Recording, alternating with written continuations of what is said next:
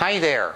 I'm assembling a new computer for myself, and I thought this was a good opportunity to show you a little bit about how you cool modern personal computers. First, let's take a look at some of the components. This is the motherboard. That's the CPU right there.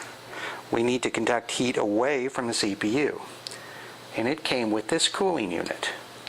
You can see that there's a copper plate and some thermal conducting material that connect to these fins. Turn it over and you see there's a fan that pushes air through those fins to push heat away from the CPU. But rather than use this, I'm going to use something a little bigger. So let's use the magic of video to show you my new water cooling unit. You can see the copper plate and the thermal conducting material, but this head doesn't have fins. Instead, it uses tubes to carry water away from the head and over to this radiator. You can see that the radiator has a lot of very fine tubes that expose the water to a lot of air through a lot of surface area. Then we'll use two fans, one on this side, one on the other side, to push air through the radiator and draw heat away that much more quickly. So what does this all boil down to? Specific heat capacity. Given a unit mass of material, how much does the temperature of that material rise for a given increase in energy?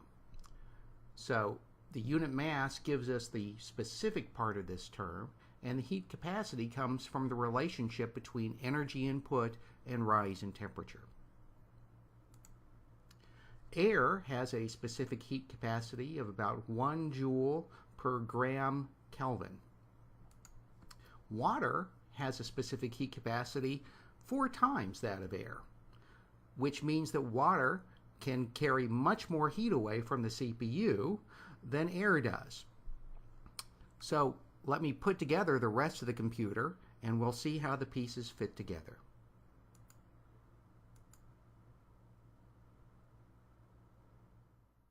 Well, I have enough of the components together to show you how the cooling system lays out.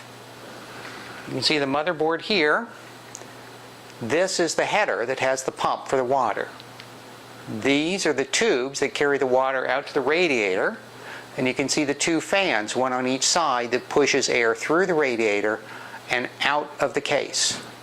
And of course there are other fans inside the case to help cool the rest of the components. Now, I didn't absolutely need a water-cooled system for this CPU. You saw that it came with an air cooling system. But let's face it, it's fun. Water cooling used to be an exotic, expensive technology that you could only afford to use on mainframes and supercomputers. Now, you can have it in the home computer. But in addition, keeping my CPU cool will help make it more reliable.